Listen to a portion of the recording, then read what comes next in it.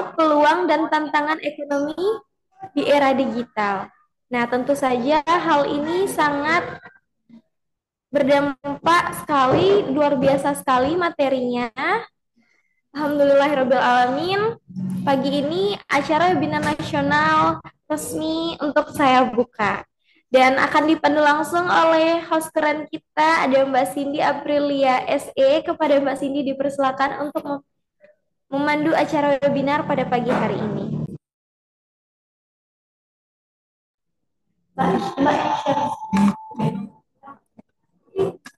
Ya, Mbak. baik. Terima kasih kepada Mbak Augie Tania Putri selaku General Manager. Izin saya ambil alih Bapak Ibu. Sebelum itu perkenalkan nama saya Cindy Aprilia Faiza. Di sini saya sebagai moderator yang akan memandu Bapak Ibu selama kegiatan webinar kita berlangsung. Alhamdulillahirabbil alamin wassalatu wassalamu ala asrofil anbiya'i wal mursalin wa ala alihi wa sahbihi rasulillahi ajmain. Yang saya hormati kepada Bapak Pimpinan CV Angkasa Media Literasi beserta jajarannya. Yang saya hormati kepada Bapak narasumber hebat kita, beliau bernama Bapak Nurul Hidayat SEME, serta yang saya hormati kepada Bapak dan Ibu beserta rekan-rekan mahasiswa yang sedang mengikuti kegiatan webinar kita di pagi hari ini. Sebelum itu, izinkan saya untuk membacakan tata tertib kegiatan webinar. Dimohon untuk Bapak Ibu terhormat mengaktifkan kamera serta menonaktifkan audionya agar kegiatan webinar kita dapat berjalan lancar dengan baik. Yang kedua, untuk link absensi akan kami berikan setelah sesi tanya jawab. Jadi, bagi Bapak Ibu yang ingin mengisi absen, silakan memperhatikan fitur room chat-nya. Yang ketiga, untuk sertifikat, video, materi, dan dokumentasi lainnya akan kami berikan melalui grup WhatsApp. Jadi, bagi Bapak Ibu yang belum bergabung ke dalam grup WhatsApp, dimohon untuk bergabung terlebih dahulu yang sudah dikirimkan oleh panitia kami melalui fitur room chat. Dan yang terakhir, kami akan memberikan kesempatan bagi Bapak Ibu untuk bertanya. Jadi, bagi Bapak Ibu yang ingin bertanya, silakan menggunakan fitur raise hand-nya, mengaktifkan kamera dan audionya, dan nantinya akan mendapatkan voucher 10% setiap pembelian paket penerbitan di CV Angkasa Media Literasi dan berkesempatan dapat pulsa gratis pastinya. Baik, selanjutnya izinkan saya untuk membacakan biografi singkat dari narasumber hebat kita. Beliau bernama Bapak Nurul Hidayat SEME, yaitu merupakan seorang dosen dari program studi manajemen Universitas KH Bahaudin Mutahari Madura. Beliau juga menyelesaikan pendidikannya S1 dan S2 di Universitas Trunojoyo sehingga mendapatkan gelar sarjana ekonomi dan magister ekonomi. Sebagai seorang akademisi, Bapak Nurul Hidayat aktif dalam kegiatan penelitian dan pengabdian masyarakat, serta karyanya juga banyak dipublikasikan secara nasional maupun internasional. Nah, kami juga berterima kasih kepada Bapak Nurul Hidayat sudah mempercayakan CV Angkasa Media Literasi untuk menerbitkan naskahnya, yaitu berupa buku dengan judul Pengantar Bisnis, dan kami juga berharap bagi Bapak Ibu yang ingin memesan buku beliau dan membacanya, silakan memesan melalui e-commerce kami, bisa melalui website ataupun Shopee dan Tokopedia kami. Yang pastinya buku dari beliau sangat bermanfaat bagi kita semua. Baik, tanpa mengulur waktu, kita langsung saja sambut kepada Bapak Nurul Hidayat SEME untuk menyampaikan materi luar biasanya yang berjudul Peluang dan Tantangan Ekonomi di Era Digital. Kepada Bapak, kami persilakan dengan segala hormat. Selamat pagi Bapak. Bagaimana kabarnya Bapak? Selamat pagi, Alhamdulillah baik, Mbak Cindy. Alhamdulillah, Eh, Alhamdulillah Bapak. Baik Bapak, Bapak dipersilakan untuk menjelaskan materinya. Izin kami ambil alih untuk share screen ya Bapak. Oke, Oke, monggo, Baik, monggo. Kak. Terima kasih.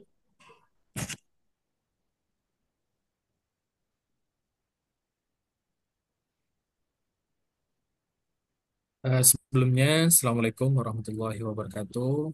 Waalaikumsalam warahmatullahi Salam, wabarakatuh. Om Swastiastu, Namo Buddhaya, Salam Kebajikan, Rahayu Rahayu. Selamat pagi semua.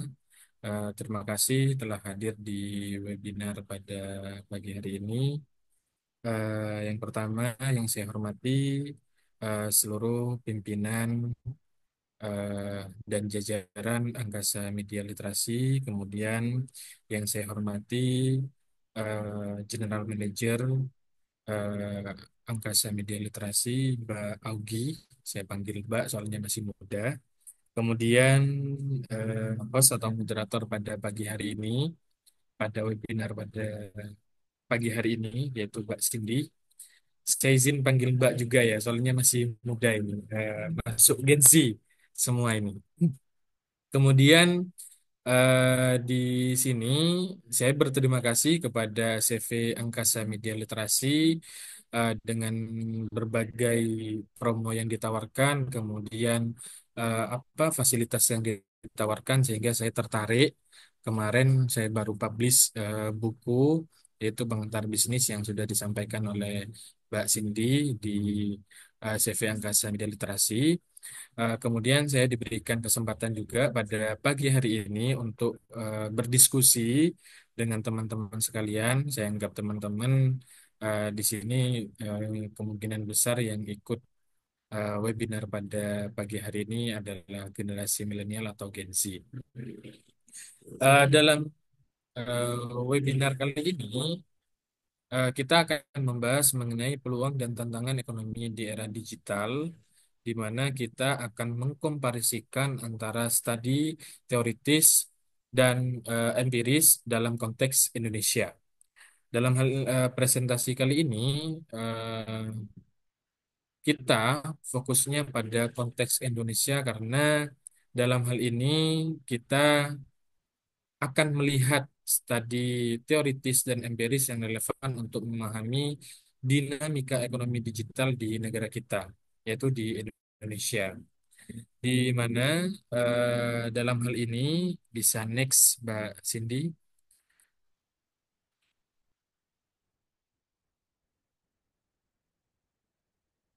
eh, apa itu ekonomi digital dan keterkaitan dengan teorinya itu apa? Dalam hal ini, ekonomi digital adalah aktivitas ekonomi yang bergantung pada teknologi digital seperti AI, kemudian IoT, kemudian e-commerce, dan fintech atau financial technology. Teori diffusion of innovation menjelaskan bahwa bagaimana inovasi diadopsi secara bertahap oleh masyarakat, dimulai dari inovator, lalu mayoritas, dan akhirnya laggard. Di mana dalam hal ini juga erat kaitannya dengan teori endogenous growth, menyatakan bahwa pertumbuhan ekonomi ditentukan oleh investasi pada sumber daya manusia, inovasi, dan pengetahuan. Jadi, kekayaan terbesar suatu negara itu bukan hanya dilihat dari sumber daya manusianya, tapi maaf, bukan hanya dilihat dari sumber daya alamnya, tapi yang paling penting itu adalah sumber daya manusianya, sumber daya manusia yang memiliki ilmu pengetahuan, kemudian dalam ilmu pengetahuan itu diimplementasikan yang pada akhirnya menghasilkan inovasi-inovasi baru. Dalam hal ini, teknologi digital telah mengubah landscape ekonomi dan menjadi faktor penting dalam pertumbuhan ekonomi pada saat ini. Kita bisa melihat data di slide selanjutnya, kondisi ekonomi digital Indonesia. Next, Mbak. Nah, dalam hal ini kita bisa lihat di sini ekonomi digital Indonesia tumbuh pesat dengan populasi 220 juta orang yang terhubung dengan internet mewakili 79% dari total populasi pada tahun 2024. Dalam hal ini, eh, ekonomi digital ini merupakan sesuatu yang peluang, adalah peluang bagi kita yang bisa memanfaatkan hal tersebut, di mana hampir 80% penduduk Indonesia di saat ini yaitu menggunakan teknologi, yaitu lebih banyak kepada media sosial, di mana kita bisa memanfaatkan hal tersebut untuk mengembangkan yang namanya ekonomi digital. Kemudian eh, nilai penjualan kotor GMV ekonomi digital di Indonesia saat ini adalah 90 juta US dollar dan diproyeksikan akan tumbuh menjadi 360 juta pada tahun 2030 dengan potensi mencapai 200 sampai 360 miliar. Dalam hal ini adalah peluang, bisa dikatakan adalah peluang dan bisa dikatakan tantangan.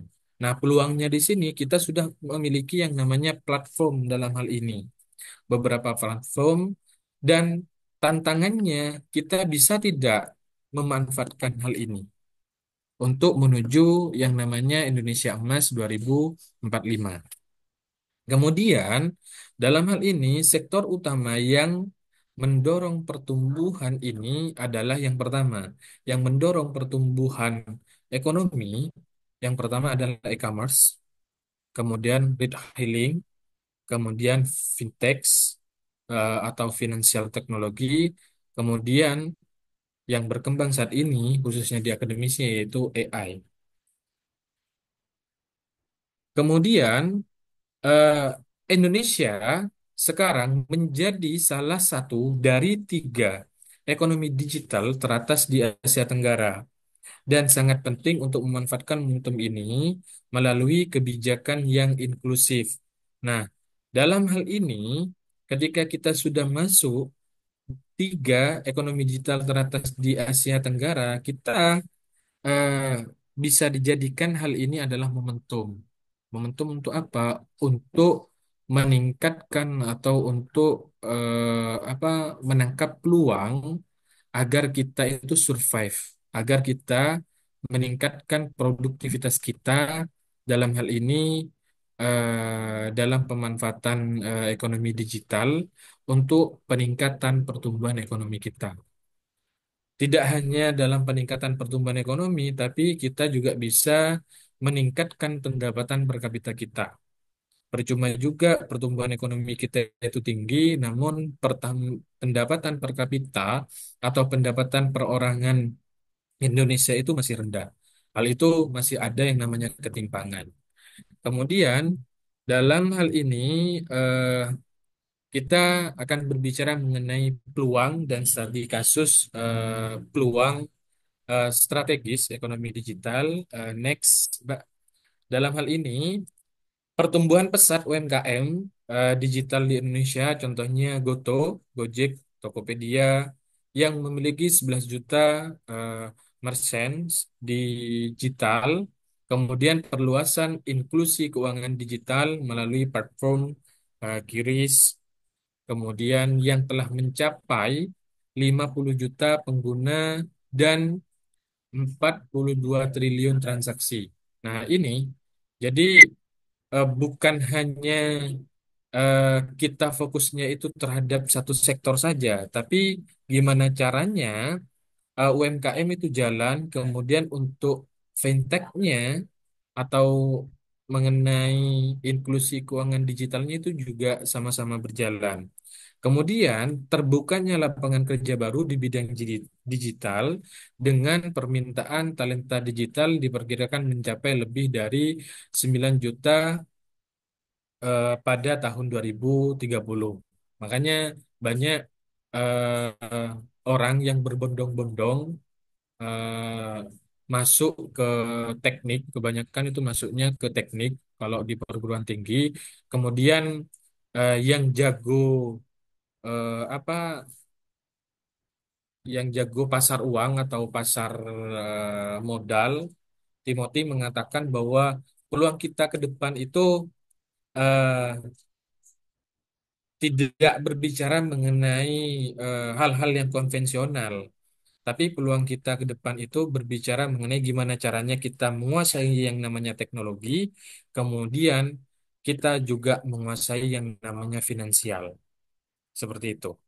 Jadi perkembangan teknologi, kemudian keuangan digital di sini sangat dibutuhkan, apalagi kita menghadapi yang namanya ketidakpastian global. Kemudian investasi besar dari perusahaan teknologi global seperti Microsoft, kemudian Apple, dan Amazon di bidang AI dan cloud computing di Indonesia. Ini peluang strategis yang bisa kita manfaatkan. Kemudian studi kasus dari sisi peluangnya di sini Goto, Gojek Tokopedia Group adalah ekosistem super app lokal yang menghubungkan e-commerce, kemudian fintech dan logistik di Indonesia. Wiris, Tap adalah inovasi pembayaran cepat menggunakan IFC yang diperkirakan akan meningkat 300% transaksinya pada tahun 2025. Kemudian Microsoft berinvestasi 1,7 miliar US dollar untuk membangun pusat data dan pelatihan AI di Indonesia, serta kolaborasi antara pemerintah dan sektor swasta penting untuk mengembangkan ekosistem digital yang berkelanjutan di Indonesia. Jadi hal-hal yang konvensional atau hal-hal yang tidak efisien sekarang itu sudah ditinggalkan. Kalau pengertian manajemennya kan gimana caranya kita memanfaatkan sesuatu atau pengertian ekonominya memanfaatkan sesuatu itu atau mengelola sesuatu itu secara efektif dan efisien sesuai dengan tujuan yang telah ditentukan. Percuma juga efektif kalau semisal tidak efisien, nah itu kan apa menyebabkan budget kita itu tinggi. Ya, percuma juga efisien, namun di sini tidak efektif dalam pelaksanaannya. Jadi harus berjalan dalam hal ini, dalam pemanfaatan digital, kemudian keuangan digital untuk apa? Untuk mempermudah transaksi kita yang sudah tidak terikat dengan waktu atau tempat dalam hal ini. Kemudian next, Mbak, di sini kita juga berbicara mengenai tantangan utama di Indonesia dalam pemanfaatan ekonomi digital. Ini studi kasus peluang yang sudah dijelaskan barusan, ada Goto Group, kemudian QRISTEP, kemudian Microsoft berinvestasi di AI Indonesia. Next, untuk tantangan utama di Indonesia. Nah, ini untuk tantangan utama di Indonesia. eh, Indonesia menghadapi yang pertama, Indonesia menghadapi beberapa tantangan utama dalam transformasi digital yang perlu diperhatikan dan diatasi. Yang pertama yaitu ketimpangan infrastruktur digital yang signifikan antara desa dan kota, yaitu sangat timpang antara apa bukan hanya berbicara mengenai infrastruktur digital, bahkan kalau berbicara mengenai kepulauan-kepulauan kecil atau kepulauan-kepulauan luar, bahkan dalam memanfaatkan listrik saja itu hanya pada malam hari. Kalau siang hari itu sudah tidak bisa eh, dimanfaatkan. Makanya pemerataan pembangunan itu sangat penting untuk apa? Untuk peningkatan pertumbuhan ekonomi kita sehingga kita itu tidak hanya ikut-ikutan ketika berbicara mengenai revolusi industri. Itu. Yang pertama di mana dalam hal ini hanya sekitar 30% desa yang terhubung ke internet, sementara di kota mencapai 90%. Nah, ini apa permasalahan pertama kita bahwa terjadi ketimpangan pembangunan antara perkotaan dan pedesaan.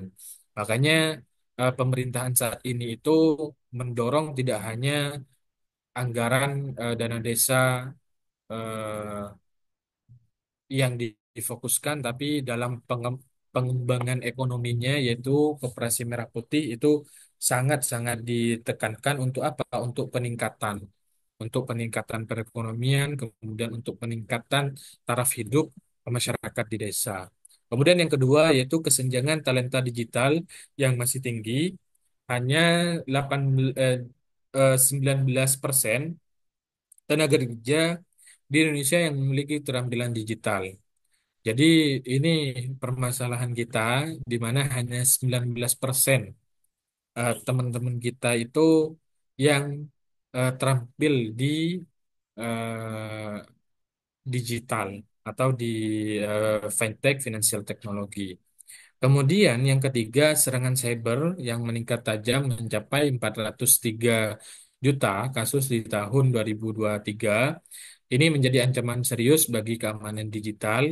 Kemudian yang keempat, ketidakjelasan regulasi di bidang digital seperti pajak e-commerce, kemudian konten lokal dan perlindungan data. Nah, ini fokusnya di sini semakin berkembangnya pemanfaatan teknologi, banyak konten-konten kreator, kemudian dalam pemanfaatan AI ini regulasinya sangat minim, sehingga ini masalah utama yang harus dihadapi oleh pemerintah dalam menghasilkan regulasi-regulasi yang apa yang bijaksana, tidak timpang atau tidak hanya mementingkan salah satu pihak.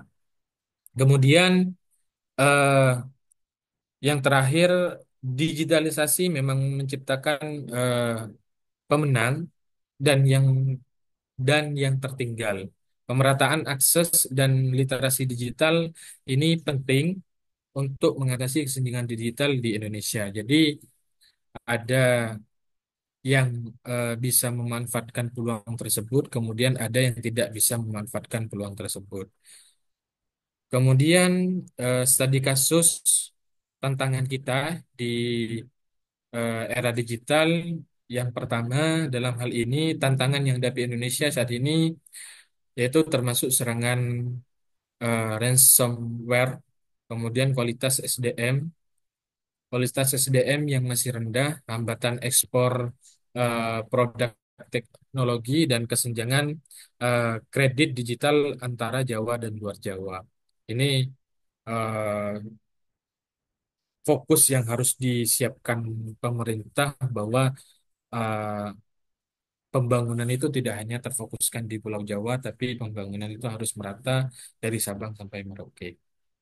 Kemudian di sini eh, serangan ransomware di sini telah melumpuhkan sistem layanan pemerintah, menunjukkan perlunya penguatan keamanan cyber. Jadi ini hal penting ketika kita berbicara mengenai big data, kemudian ketika kita berbicara mengenai keamanan data kita itu aman tidak, ketika kita semisal mau mendaftar apa, kita dibutuhkan ini itu persyaratan yang membutuhkan identitas kita aman tidak. Nah, itu yang perlu dipikirkan juga. Kemudian indeks pembangunan manusia atau IPM Indonesia yang masih di bawah Vietnam mengindikasikan perlunya peningkatan kualitas sumber daya manusia. Dalam hal ini, fokus utama pemerintah di anggaran tahun 2025, eh, 20% APBN itu difokuskan ke pendidikan, yaitu sekolah dasar, kemudian menengah, kemudian di perguruan tinggi. Ini untuk peningkatan indeks pembangunan manusia di sektor pendidikan, kemudian di sektor kesehatan difokuskan, digenjot dalam pengembangan eh, teknologi-teknologi baru, kemudian untuk daya beli masyarakat, adanya bantuan-bantuan yang menstimulus untuk peningkatan daya beli masyarakat, seperti halnya BLT, kemudian ada subsidi, kemudian yang bulan Juni, teman-teman yang memiliki BPJS Ketenagakerjaan, ada insentif dari pemerintah, yaitu berupa BSU. Kemudian di sini pembatasan iPhone 16 karena tidak memenuhi persyaratan TKDN 40% menunjukkan tantangan dalam memenuhi regulasi lokal untuk produk teknologi.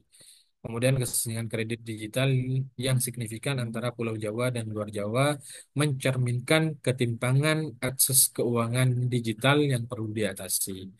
Kemudian kesenjangan digital antara pusat dan pinggiran, serta antara elit dan rakyat membutuhkan kebijakan yang tepat untuk menyembatani. Jadi pembangunan itu harus harus merata, tidak hanya menguntungkan para pemilik modal atau para penguasa, tapi di sini harus menguntungkan semua pihak. Kalau kata apa Bung Hatta itu, pembangunan itu harus sama rasa sama rata. Kemudian kata Tan Malaka ya sama rasa sama rata kita. Kemudian selanjutnya solusi dan kesimpulan dalam hal ini, yang pertama, percepatan pembangunan infrastruktur broadband ke seluruh desa di Indonesia melalui proyek Palaparing dan satelit Satria 1 untuk menjangkau daerah-daerah terpencil.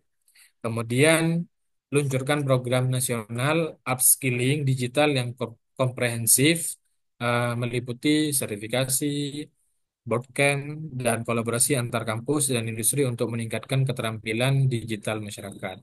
Kemudian, perkuat sistem perlindungan data dan keamanan cyber sebagai prioritas nasional untuk membangun kepercayaan masyarakat dan mendukung transformasi digital. Kemudian, ciptakan regulasi yang adaptif dan berikan insentif untuk mendukung inovasi teknologi.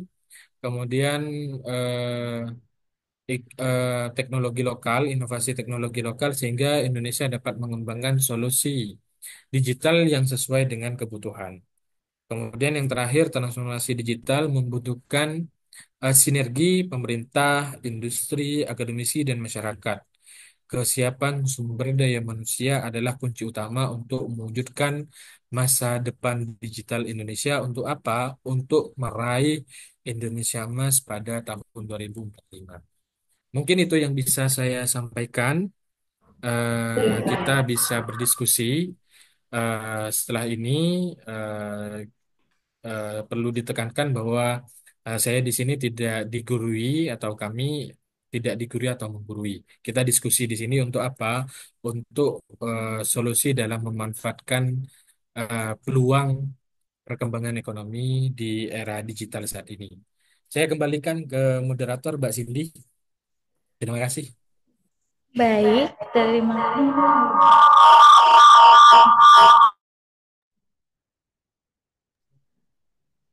Baik, terima kasih kepada narasumber hebat kita atas pemaparan materi yang sangat informatif dan inspiratif yang pastinya berjudul tentang peluang dan tantangan ekonomi di era digital. Semoga ilmu dan wawasan yang disampaikan oleh beliau dapat bermanfaat dan dapat menjadi bekal kita untuk menghadapi perkembangan zaman. Selanjutnya, izinkan saya untuk membuka sesi tanya jawab. Jadi, bagi Bapak Ibu yang ingin bertanya, silakan menggunakan fitur raise hand-nya, mengaktifkan kamera dan audionya. Hmm,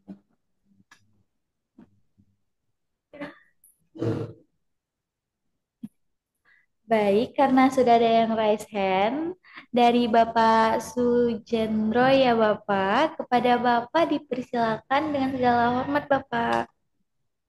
Baik, terima kasih waktunya. Mohon maaf tadi terlambat karena sedikit jaringan, tapi alhamdulillah sudah bisa menangkap apa yang disampaikan oleh Bapak Nurul ya. Salam kenal, saya Sujendro dari Politeknik SLR. Ya, selamat pagi, selamat kenal teman-teman semua. Nah, ini mohon izin yang tadi disampaikan oleh Bapak Nurul. Ini ingin menanyakan yang pertama ada dua. Yang pertama strategi. Mohon izin ini dari CV Media Angkasa ya. Ya, Boleh Bapak, boleh ya. Baik, dipersilakan. baik. Yang pertama, strategi apa yang sebaiknya dilakukan oleh CV Media Angkasa dan kami peserta selaku pelaku kreatif ya, agar bisa memaksimalkan peluang dan meminimalkan tantangan digital. Ya, artinya kita fokus barangkali kebijaksanaan pemerintah juga penting, namun jauh lebih penting dari itu kan kita ke intern dulu ya.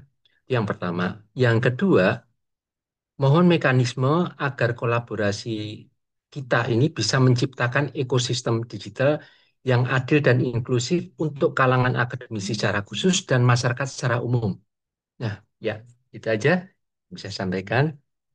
Nah, ini boleh saya juga copy ke kolom chat. Ya, ya, baik. Terima kasih. Ya. Terima kasih Bapak atas pertanyaannya Bapak. Eh, untuk Bapak Nurul, apakah bisa langsung dijawab saja Bapak? Maaf Bapak, suaranya mute.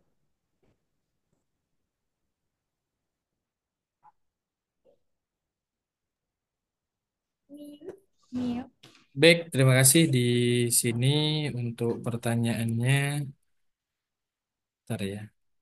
Eh, jadi yang pertama, strategi apa yang sebaiknya kita lakukan atau manfaatkan selaku pelaku ekonomi kreatif dalam hal ini agar bisa memaksimalkan peluang dan meminimalkan tantangan digital. Kemudian mekanisme agar kolaborasi kita untuk menciptakan ekosistem digital yang adil dan inklusif untuk kalangan akademisi secara khusus dan masyarakat secara umum. Jadi dalam hal ini untuk jadi peluang dan tantangan di sini kita di sini kan analisis SWOT gitu ya. Apakah banyak peluangnya atau banyak tantangannya? Ketika kita melihat kemudian mengkaji Indonesia dalam hal ini, yaitu eh, kita dalam hal ini ketika berbicara mengenai keseluruhan, tidak berbicara mengenai generasi milenial ataupun Gen Z, dalam hal ini kita masih banyak tantangannya. Kenapa kok bisa masih banyak tantangannya? Karena kita berbicara mengenai SDM kita. Rata-rata SDM kita itu tidak bisa memanfaatkan perkembangan teknologi di era digital ini untuk apa? Untuk menghasilkan profit atau benefit yang berdampak terhadap diri kita. Itu, Pak. Kemudian eh, yang kedua, dalam hal ini kita berbicara mengenai infrastruktur kita. Dalam hal ini, infrastruktur kita tidak hanya berbicara mengenai jalan dan lain sebagainya, tapi infrastruktur untuk peningkatan IPM kita di sini masih rendah dalam hal ini. Dan solusi dari kita pribadi dalam hal ini, apa yang perlu dimanfaatkan untuk meminimalkan tantangan tersebut, sehingga peluang itu bisa dimanfaatkan oleh kita. Eh, yang pertama dalam hal ini, transformasi digital bisnis, itu melalui program-program yang dicanangkan oleh Menteri UMKM, kemudian dari ketenagakerjaan, kemudian dari kita pribadi selaku pelaku ekonomi kreatif, dalam hal ini transformasi digital bisnis. Yang awalnya konvensional, gimana caranya kita itu beralih ke digital. Itu, Pak. Kemudian, eh, dalam hal ini optimalisasi ekosistem digital, di mana dalam hal ini yang pertama bangun kemitraan strategis dengan startup teknologi, kemudian influencer atau marketplace digital. Itu. Kemudian yang kedua, kembangkan ekosistem layanan. Dalam hal ini jasa desain, kemudian media digital, konten kreator, kemudian distribusi agar saling terintegrasi dan memperkuat dalam hal ini. Kemudian yang ketiga, libatkan komunitas pengguna atau kreator untuk memperluas jangkauan pasar. Jadi kita tidak hanya jalan sendiri-sendiri dalam hal ini. eh, di era fintech pada kali ini atau di era perkembangan ekonomi digital, kita tidak bisa untuk memonopoli perusahaan atau memonopoli ekonomi dalam hal ini. Kita harus sharing ekonomi. Yang dikatakan sharing ekonomi, eh, mungkin kita punya sistem. Contohnya Gojek gitu ya.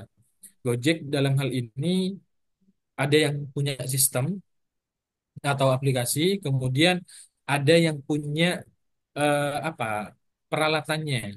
Yang punya peralatan itu kan bukan yang memiliki yang bukan yang memiliki sistem, tapi orang di situ atau pelaku Gojek dalam hal ini yang memiliki kendaraan sehingga mereka itu bisa mendaftar ke Gojek untuk menjadi pelayan jasa dalam hal ini.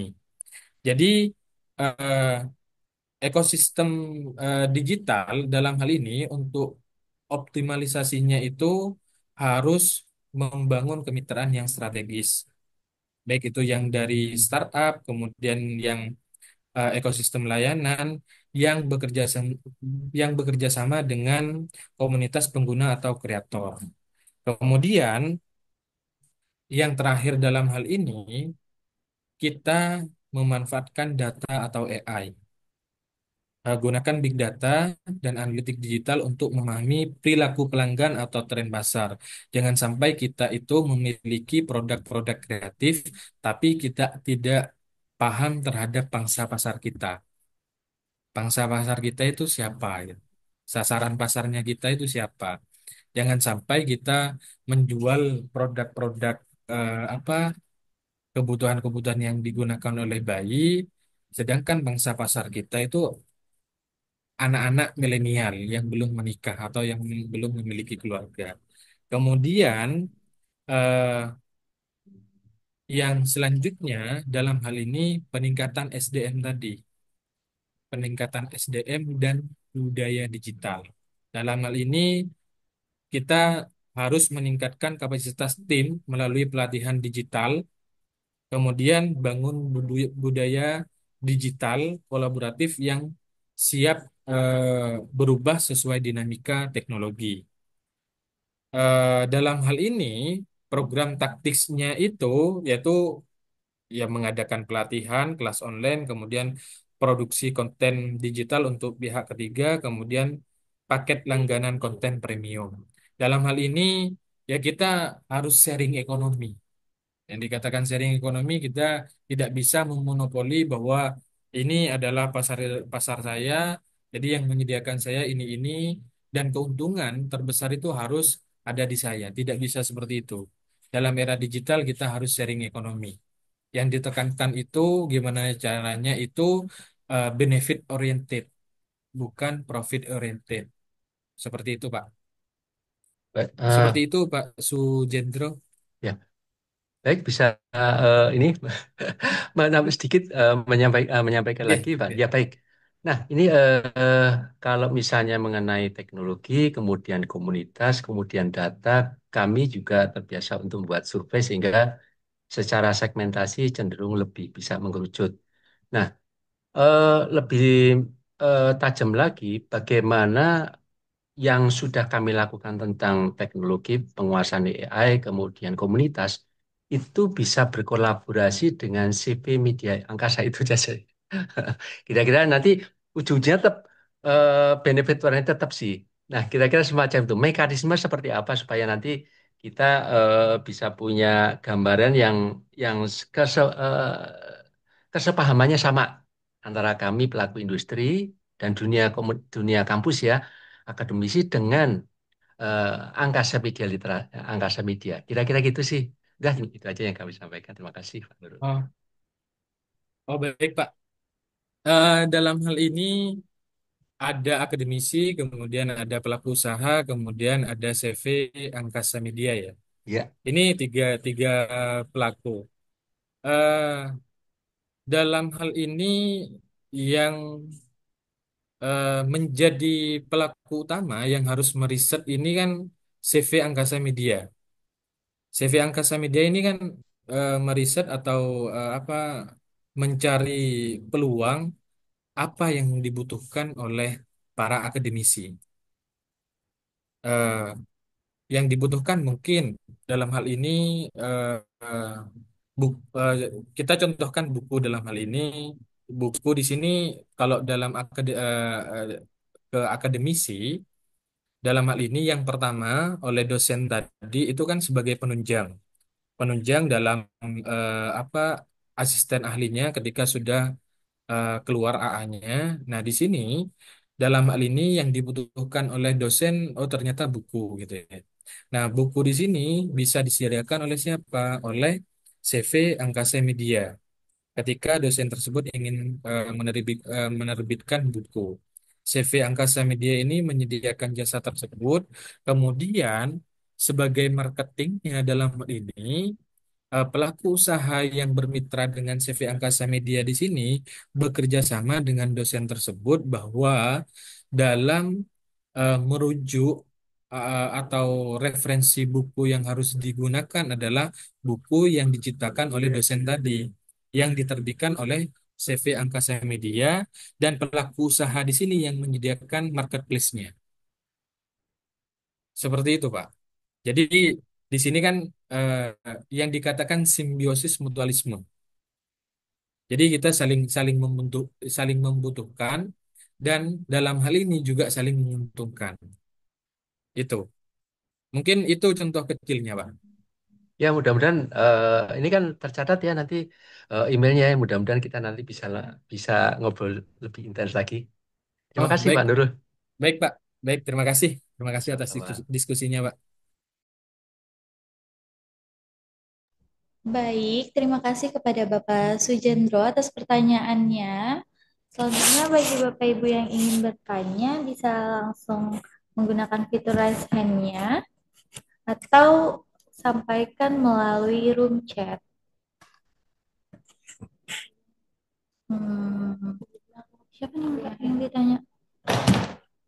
Hmm, hmm, Ini ada Mbak Cindy di iya, room chat.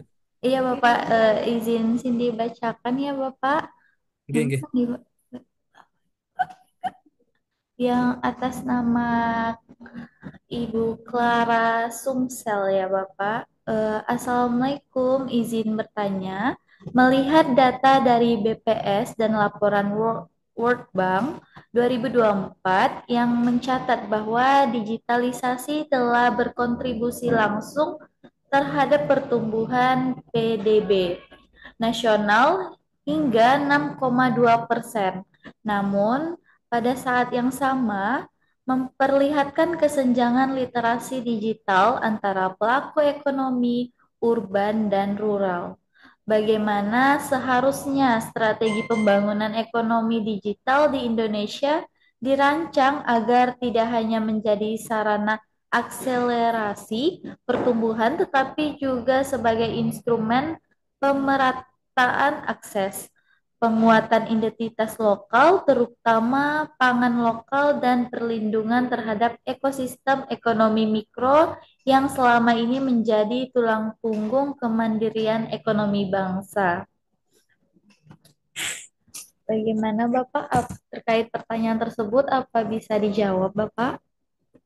Baik, di sini berbicara mengenai penguatan identitas lokal, terutama pangan lokal dan perlindungan terhadap ekosistem ekonomi mikro yang selama ini Saya menjadi satu tulang lagi Mbak. punggung kemandirian ekonomi. Iya. Memang dalam hal ini pangan lokal banyak pengusaha-pengusaha besar itu, pengusaha-pengusaha besar dunia seperti halnya Bill Gates, kemudian apa Alibaba dan lain sebagainya, fokus utamanya sekarang itu berapa? Kayaknya. Fokus utamanya itu Apa lihat tuh? berinvestasi di bidang pangan. Kenapa kok seperti itu? Karena kita juga berbicara mengenai ketahanan Tidak pangan. ada nanya. Dan jangan sampai lupa bahwa eh, sektor mikro, yaitu UMKM dan koperasi adalah yang menopang satu-satunya atau yang tidak terpengaruh eh, apa krisis global atau krisis moneter yang terjadi pada 98. Dalam hal Iya ini, Mbak, Ibu, pertanyaannya eh, seperti yang dijelaskan barusan di kolom chat bahwa data BPS dan World Bank 2024 mencatat bahwa digitalisasi berkontribusi 6,2%. terhadap PDB nasional, namun manfaat ini tidak terdistribusi merata dengan kesenjangan mencolok dalam hal ini literasi digital, akses dan keterampilannya, kemudian infrastruktur teknologi informasinya dan komunikasi, koneksi internet dan perangkatnya yang belum merata, kemudian akses ke pasar digital, dan representasi identitas lokal dalam ekonomi digital. Nah, dalam hal ini, eh, pemerintah dan kita dalam hal ini harus merancang strategi ekonomi digital yang inklusif dan berbasis kemandirian lokal. Yang pertama, transformasi digital sebagai sarana pemerataan bukan sekedar pertumbuhan. Jadi, tujuan utamanya harus bergeser dari pertumbuhan cepat ke pertumbuhan yang adil dan berbasis komunitas. Tidak penting percepatan pertumbuhan ekonomi ketika pertumbuhannya itu tidak merata, sehingga menyebabkan yang namanya ketimpangan. Dan ketika ketimpangan itu penyebabnya adalah ketidakadilan dan ada yang dikorbankan. Kemudian yang kedua, prioritaskan literasi digital kontekstual di pedesaan dan UMKM pangan. Dalam hal ini, banyak ekonomi lokal sudah memiliki potensi besar, tapi terhambat oleh literasi digital, apa literasi digitalnya itu masih rendah dan minimnya eh, apa ya pelatihan-pelatihan yang mengarah kepada hal tersebut. Bahkan mungkin ada pelatihan tapi pelatihannya itu formalitas. Jadi harus mengembangkan pelatihan-pelatihan atau kulu, kulikul, kurikulum literasi digital yang berbasis kearifan lokal.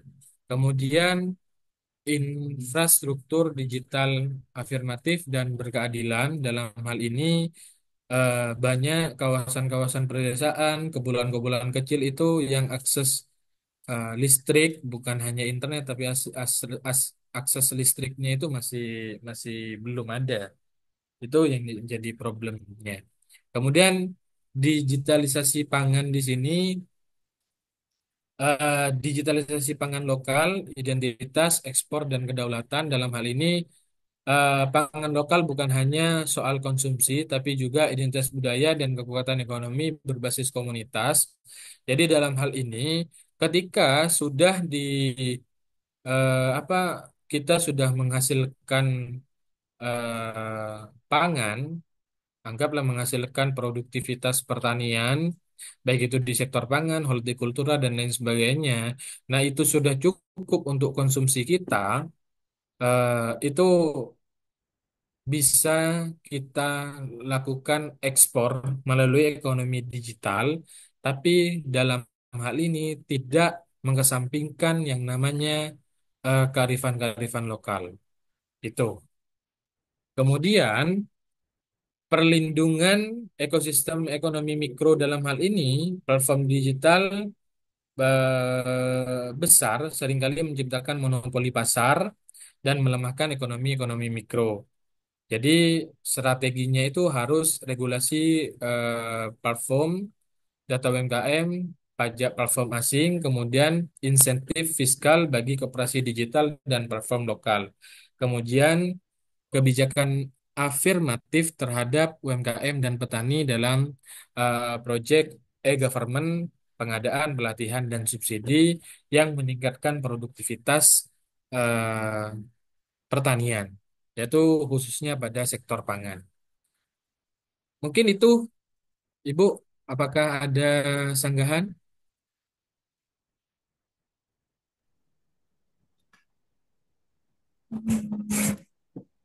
Apa yang Bapak? Mbak yang angkat saja.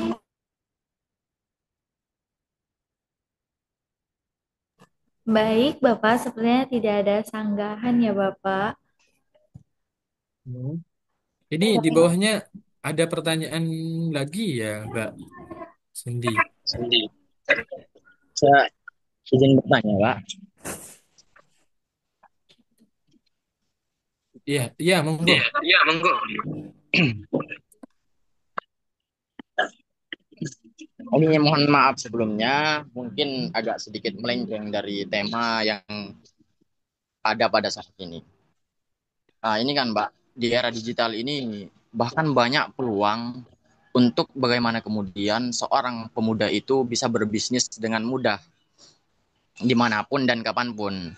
Cuman dalam era digital ini banyak kiranya penipuan yang terjadi kepada mereka yang awam dengan berbasis komputer atau era digital yang mengatasnamakan bisnis. Nah, mungkin langkah apa yang bisa dilakukan oleh negara kita ataupun pelaku bisnis atau konsumen untuk bagaimana kemudian tidak terjerumus atau terperangkap oleh penipuan yang mengatasnamakan bisnis itu. Mungkin itu saja. Baik, terima kasih. Ini langsung dijawab ya, Mbak Cindy. Boleh Bapak? Ya, kebetulan ini mahasiswa saya. Dalam hal ini, Mas, banyak memang kemarin saya ngisi di RRI ya terkait pinjol, pinjaman online, kemudian terkait juga investasi bodong, banyak yang para milenial, terutama Gen Z, eh, ciri khas atau karakteristik milenial dan Gen Z di sini kan gimana caranya kita mendapatkan keuntungan atau mendapatkan profit yang tinggi dan kita itu tidak ribet dalam prosesnya.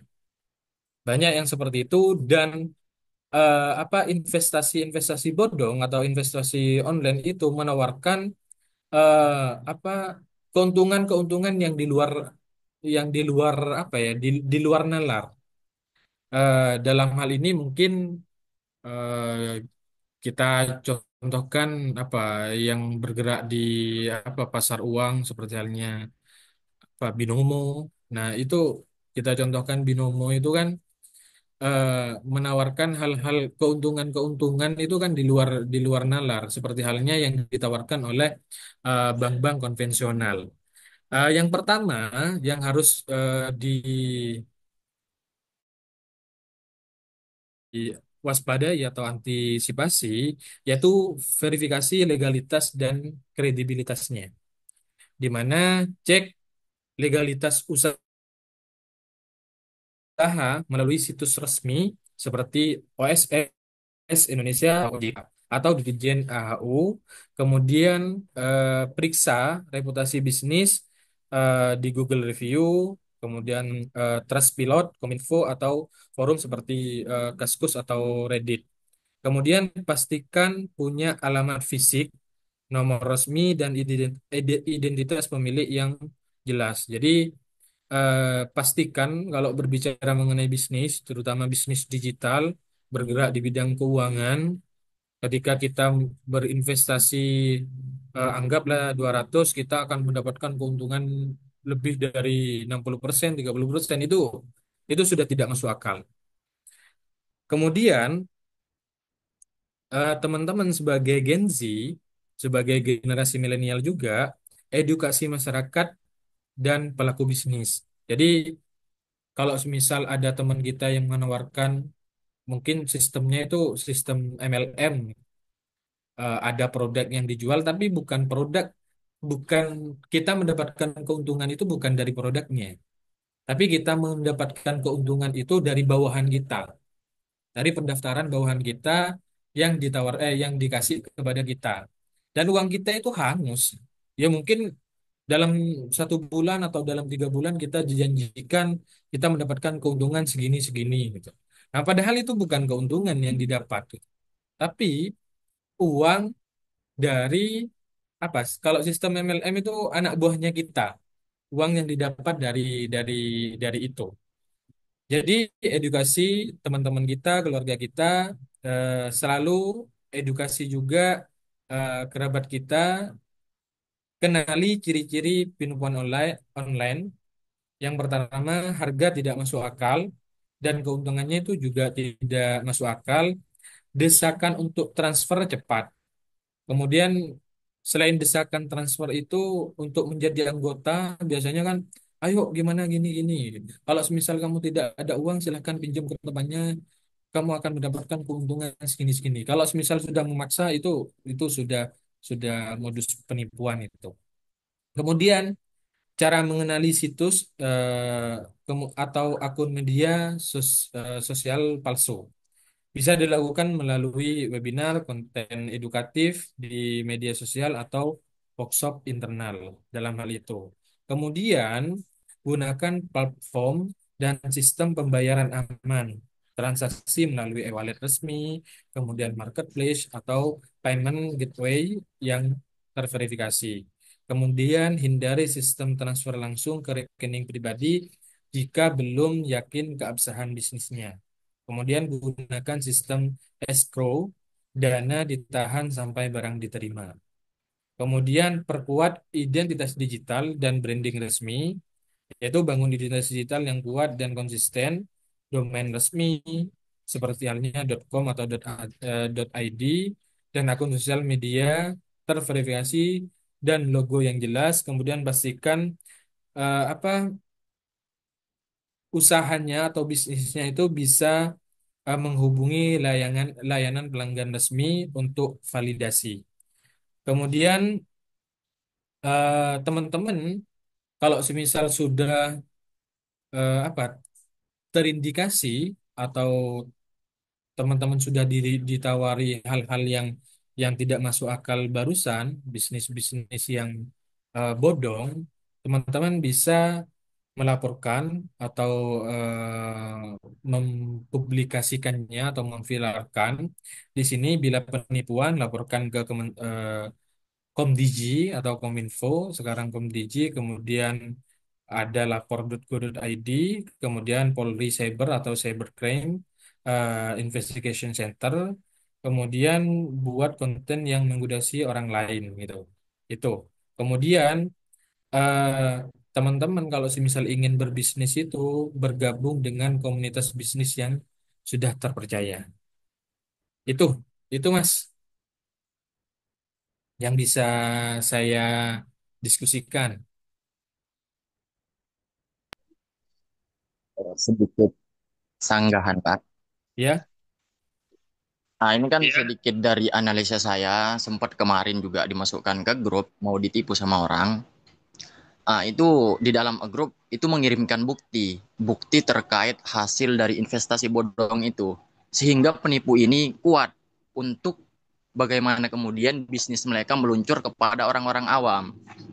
Nah, sehingga upaya saya untuk menggagalkan sebuah misi mereka yang jahat ini itu tidak bisa Pak, karena kuatnya mereka, apa mungkin mereka berkelompok untuk kerjasama, dan sebagian upaya-upaya dari teman-teman juga seakan-akan tidak ada gunanya gitu Pak.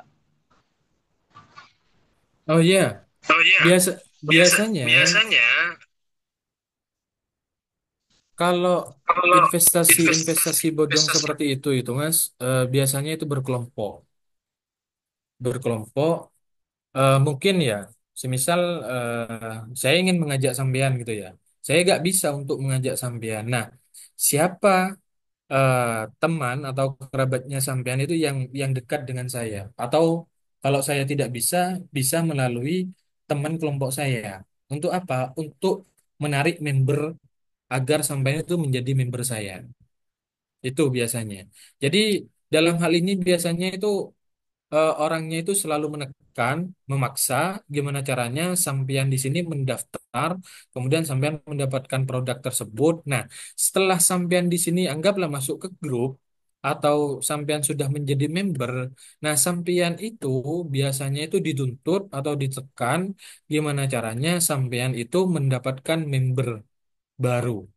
Yang bisa apa? Yang bisa dimanfaatkan untuk membayar member yang sebelumnya atau membayar keuntungan yang sudah dijanjikan ke sampean. Biasanya seperti itu. Dan biasanya, Mas, kalau semisal mungkin sekarang itu banyak yang tidak memaksa. Kalau berbicara mengenai investasi bodong itu banyak yang tidak memaksa atau apa ya? Seperti halnya MLM, tapi menjanjikan keuntungan-keuntungan banyak. biasanya membuat story dengan apa uang banyak gitu. Bahwa buat apa kita sekolah dan lain sebagainya kalau semisal kita tidak bisa menghasilkan keuntungan, uang dan lain sebagainya. Tapi kalau semisal sudah terjerat ke situ, pasti ujung-ujungnya itu tidak tidak mendapatkan keuntungan, bahkan kita itu tidak berbisnis, tapi kita itu harus nyari orang banyak gitu ya. Untuk apa? Untuk membayar orang di atasnya kita. Biasanya seperti itu. Itu sudah tidak lazim itu. Iya, Mas, ada sanggahan? Iya, Pak. Tadi kan disampaikan oleh Bapak bahwasanya kita harus melihat legalitas dan harus itu diawasi oleh OJK. Cuman lagi-lagi seperti apa yang saya katakan dari awal, bahwasanya konsumen ini ataupun target si pelaku ini selalu terlalu terobsesi dengan uang.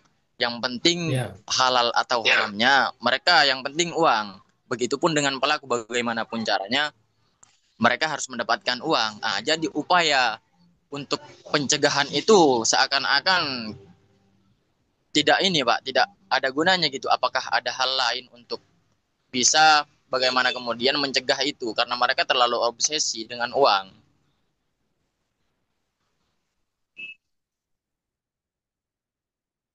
ya, yang pertama di sini, Mas, cara apa ya, agar kita tidak masuk ke lingkaran itu gitu ya. Ya, yang pertama kita musyawarah berbicara baik-baik gitu ya, bahwa ya saya tidak minat dengan produk yang ditawarkan oleh Sampian. Jadi mohon maaf sebelumnya karena saya sudah berinvestasi di lain, mungkin di lain waktu saya bisa berdiskusi lagi dengan Sampian. Kalau semisal masih didesak, ya dengan bermusyawarah tapi dengan intonasi tinggi. Nah, kalau semisal itu tetap memaksa, kita juga memberikan ancaman terhadap mereka. Semisal kalau semisal sampean ini memaksa, sudah mengganggu ketenangan saya, jangan sampai saya itu apa eh, tidak lagi bermusyawarah dengan sampean, tapi ini akan saya bawa ke jalur hukum semisal. Karena apa? Karena mengganggu apa keamanan saya atau atau selain itu ya ancam bagaimana caranya dia itu tidak memaksa kita. Itu, Mas. Kemudian eh, kita itu harus mengenali eh, yang apa produk-produk atau investasi yang memang legal atau investasinya itu investasi bodong. Kadang kita itu bisa juga dihipnotis oleh oleh mereka sehingga kita itu tertarik untuk ikut bergabung dengan mereka. Ya, solusi terakhirnya ancam mereka itu kalau semisal mereka masih mengganggu saya akan melaporkan ke pihak berwajib karena apa? Karena sampean sudah mengganggu aktivitas saya atau mengganggu kenyamanan saya untuk beraktivitas. Mungkin seperti itu solusi terakhirnya, Mas. Ketika dikasih musyawarah tidak mempan. Itu, Mas Rian. Ini mohon maaf sebelumnya, Pak. Ini yang saya Ya, maksud. Ini kan saya yang sadar akan hal itu, bahwasanya itu investasi bodong. Cuman yang maksud saya itu, semisal ada teman saya yang terobsesi akan hal itu, cara mencegahnya ini untuk mereka tidak tertipu, itu bagaimana, Pak? Udah saya upayakan bahwa ini adalah investasi Mohon bodong. maaf untuk Mas Rian, sepertinya sudahi ya Bapak ya karena sudah waktunya sudah berlalu, mungkin bisa kita buka di diskusi selanjutnya karena waktu sudah menunjukkan pukul 4 kita mati otomatis. Kalau begitu Augie serahkan ke Mbak Cindy untuk acara selanjutnya. Mohon maaf sekali Mas Rian dan Bapak. Ya, Kak. oh siap-siap. Kita berdiskusi di lain waktu atau di warung kopi ya, Mas Rian.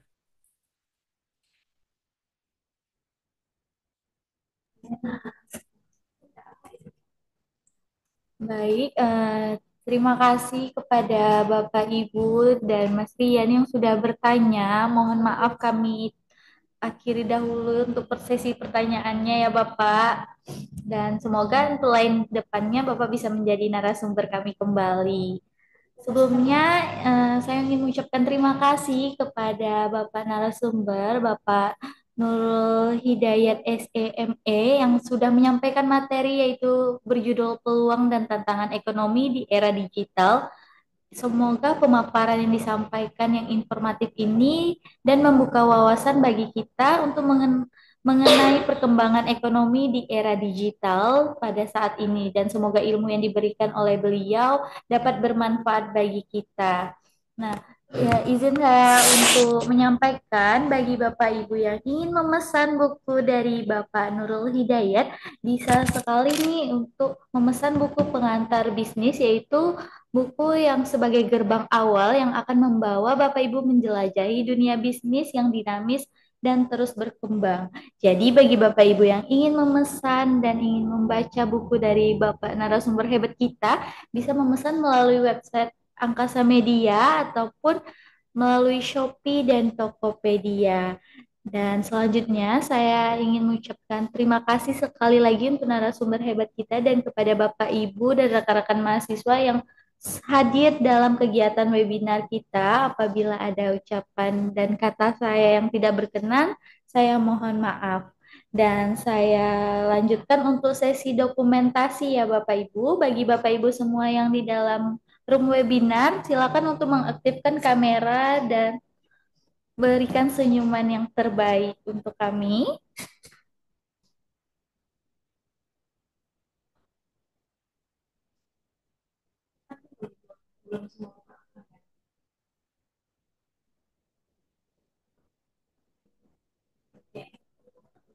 Baik, terima kasih kepada Bapak Ibu yang sudah membukakan kameranya. Izin saya ambil alih untuk dokumentasinya.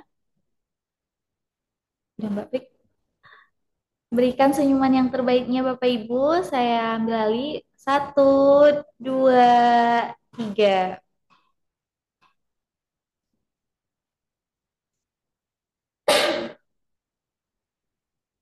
Ya, Mbak. Untuk sesi selanjutnya, bagi Bapak Ibu, diaktifkan kameranya ya Bapak Ibu, berikan senyuman yang terbaiknya. Izin saya pandu, satu, dua, tiga.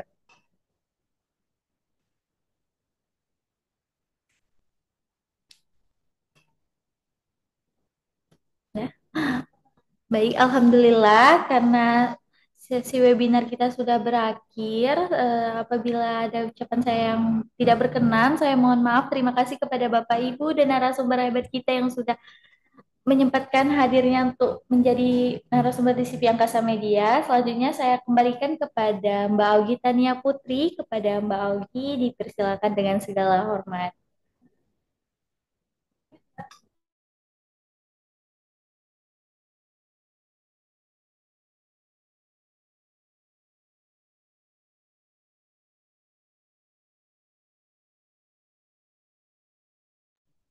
Alhamdulillahirrahmanirrahim. Terima kasih Mbak Cindy atas waktunya. Terima kasih sudah memandu acara kita pada pagi hari ini. Terima kasih kepada Bapak Nurul Hidayat SME yang sudah memberikan arahan materi yang luar biasa untuk kita semua, terutama generasi muda, Gen Z pastinya. Nah, kalau hormat kami ucapkan terima kasih untuk audiens kami yang tertib mengikuti acara pada pagi hari ini. Semoga kita semua dalam lindungan Allah Subhanahu wa taala. Izin Bapak Ibu semuanya, Augie selaku General Manager Angkasa Media ingin mempromosikan kami penerbit Angkasa Media mempunyai 5 paket penerbitan. Yang pertama ada paket ekonomis. Paket ini sangat ekonomis dikarenakan karena harganya yang lebih murah. Yang kedua ada paket premium di mana penulis bisa mengirimkan naskahnya, akan kami bantu untuk memasukkan ke dalam template dan juga Turnitinnya sudah free dengan 3 buku. Yang ketiga ada paket konversi di mana kami bisa membantu Bapak Ibu untuk menjadikan jurnal, skripsi, tesis, disertasinya menjadi sebuah karya buku yang luar biasa. Yang ketiga yang keempat ada paket VIP di mana Bapak Ibu tinggal terima beres saja, kami akan menyalurkan ide-ide Bapak Ibu yang luar biasa. Dan yang terakhir ada paket kolaborasi. Barangkali di sini ada para dosen-dosen administrasi bisnis, ayo sama-sama kita buat buku dengan judul Administrasi Bisnis atau pengantar bisnis. Bisa langsung hubungi kami melalui web, melalui Instagram, melalui WA yang sudah kami cantumkan di Instagram dan di grup. Sekian ucapan terima kasih Augie kepada rekan-rekan semuanya. Lebih dan kurang Augie mohon maaf. Wabillahi taufiq wal hidayah. Wassalamualaikum warahmatullahi wabarakatuh. Terima kasih Bapak dan rekan-rekan semuanya. Boleh untuk live dari acara. Terima kasih Bapak. Terima kasih semuanya. Terima kasih. Izin live duluan, Mbak. Assalamualaikum.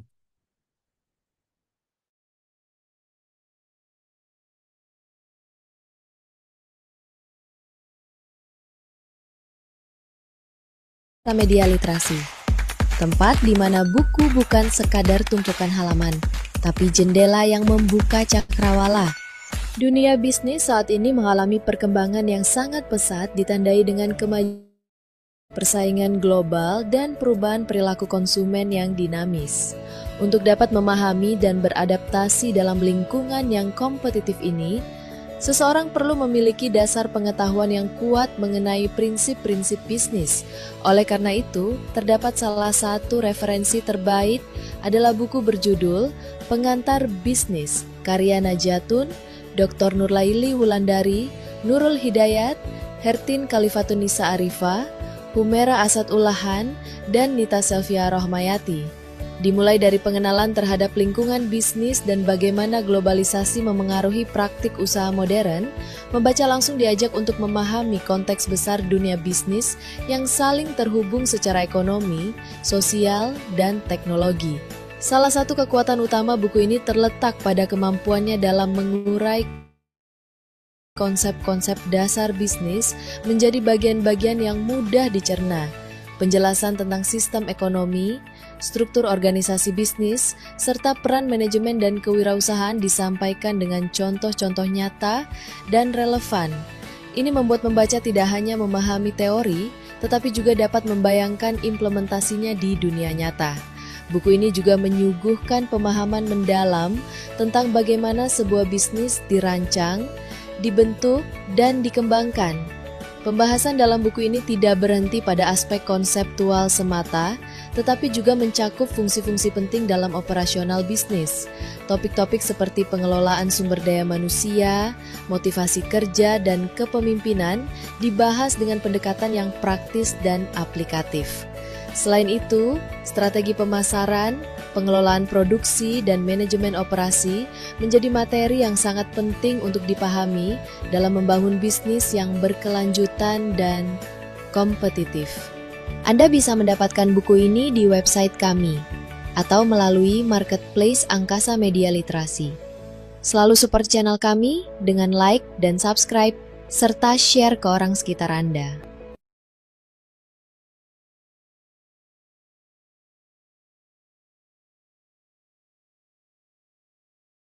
Halo Sobat Literasi, selamat datang di kanal resmi Angkasa Media Literasi. Tempat di mana buku bukan sekadar tumpukan halaman, tapi jendela yang membuka cakrawala. Dunia bisnis saat ini mengalami perkembangan yang sangat pesat ditandai dengan kemajuan teknologi, persaingan global, dan perubahan perilaku konsumen yang dinamis. Untuk dapat memahami dan beradaptasi dalam lingkungan yang kompetitif ini, seseorang perlu memiliki dasar pengetahuan yang kuat mengenai prinsip-prinsip bisnis. Oleh karena itu, terdapat salah satu referensi terbaik adalah buku berjudul Pengantar Bisnis, karya Najatun, Dr. Nurlaili Wulandari, Nurul Hidayat, Hertin Kalifatunisa Arifah, Humera Asad Ulahan, dan Nita Selvia Rohmayati. Dimulai dari pengenalan terhadap lingkungan bisnis dan bagaimana globalisasi memengaruhi praktik usaha modern, membaca langsung diajak untuk memahami konteks besar dunia bisnis yang saling terhubung secara ekonomi, sosial, dan teknologi. Salah satu kekuatan utama buku ini terletak pada kemampuannya dalam mengurai konsep-konsep dasar bisnis menjadi bagian-bagian yang mudah dicerna. Penjelasan tentang sistem ekonomi, struktur organisasi bisnis, serta peran manajemen dan kewirausahaan disampaikan dengan contoh-contoh nyata dan relevan. Ini membuat pembaca tidak hanya memahami teori, tetapi juga dapat membayangkan implementasinya di dunia nyata. Buku ini juga menyuguhkan pemahaman mendalam tentang bagaimana sebuah bisnis dirancang, dibentuk, dan dikembangkan. Pembahasan dalam buku ini tidak berhenti pada aspek konseptual semata, tetapi juga mencakup fungsi-fungsi penting dalam operasional bisnis. Topik-topik seperti pengelolaan sumber daya manusia, motivasi kerja, dan kepemimpinan dibahas dengan pendekatan yang praktis dan aplikatif. Selain itu, strategi pemasaran, pengelolaan produksi, dan